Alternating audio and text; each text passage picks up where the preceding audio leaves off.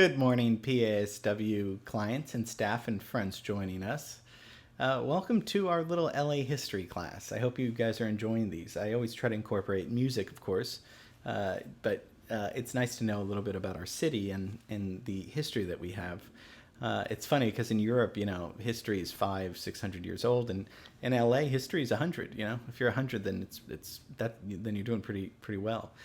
And so the reason LA is interesting to me, in a way, because there's a few things that really made Los Angeles different. And I'm reading a bunch of LA right now, going back to like 1781.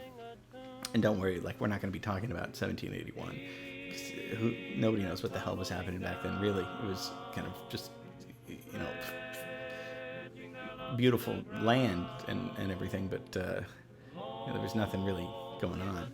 Although I did read a cool fact that while the Boston Tea Party, the sophisticated Boston Tea Party was happening, there were Indians dancing naked in downtown LA on these what are now parking lots. So we were having fun out here. So, but what makes LA really different is the geography here, right?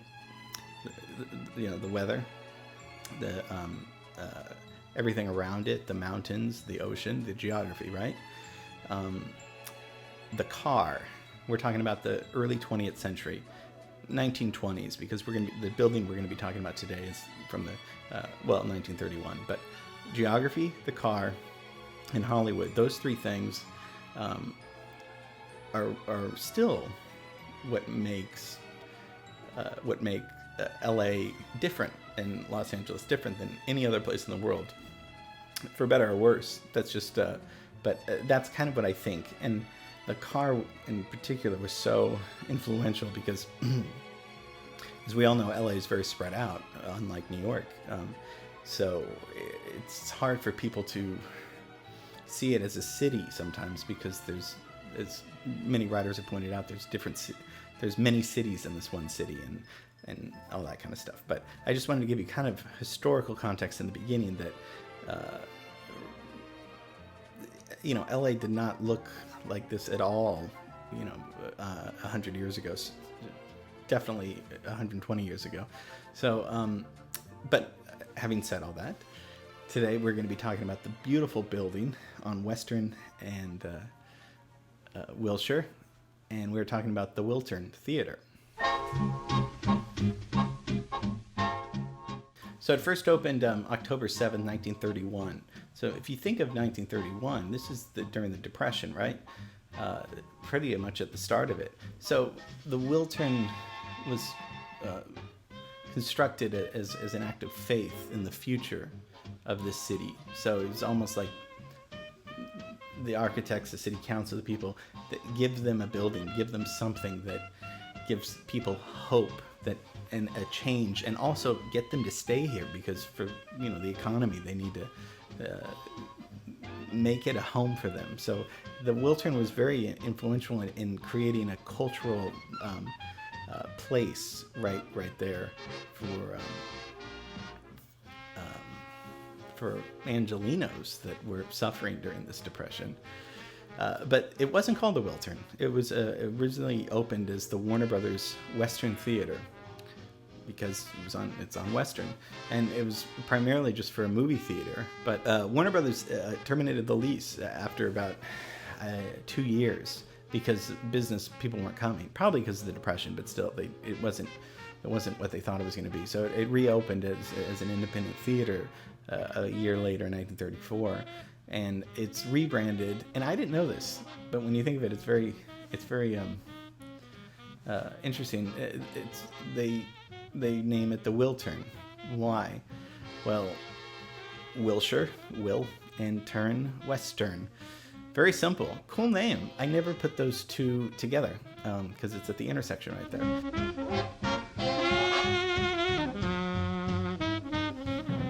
But the Wiltern, the building, was designed by the architect Stiles O'Clements of Morgan, and they were like the city's oldest architectural firm at that time.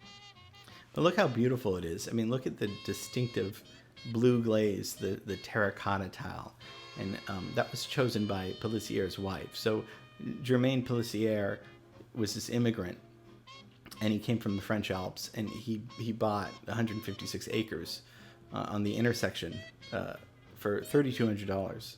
This is in 1882, so this is really before LA is anything. At first, he opens a sheep ranch on this new property, so there were probably sheep wandering around Western and Wiltshire at that time.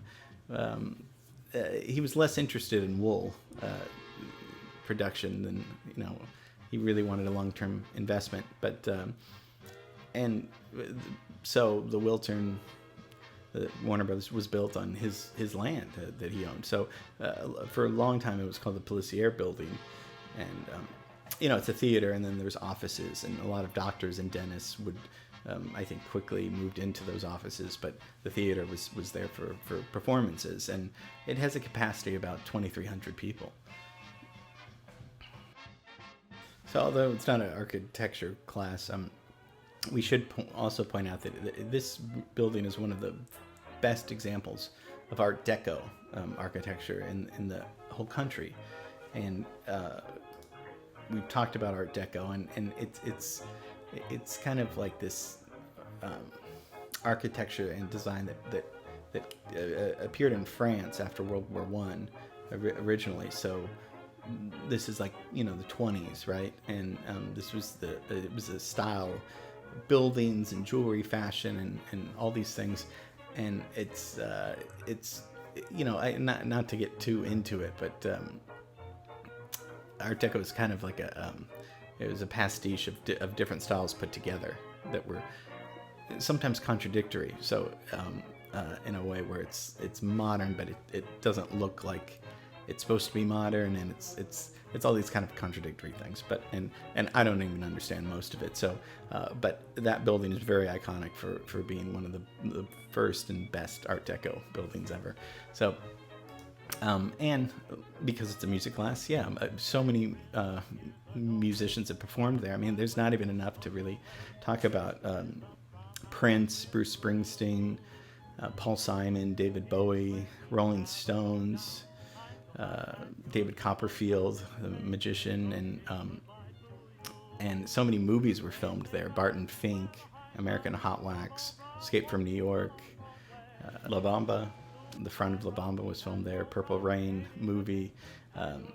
It's just such a great building, and I'm really happy it's still there. I've been there once. I went there 2 years ago for the first time to see a very cool band, Saint Motel, and but that was the only time, and it was gorgeous entering the lobby and the bar, and just just when you're inside. And if you remember, we talked about beautiful Pantages Theater, which is what John Pazes said is probably prettier than Radio City Music Hall. And I've never been inside Radio City Music Hall, but I've been in the Pantages, and it's gorgeous. So it's very cool that we have these buildings in Los Angeles, cultural buildings, where one can enjoy beautiful art, music, painting, or whatever, in a beautiful environment.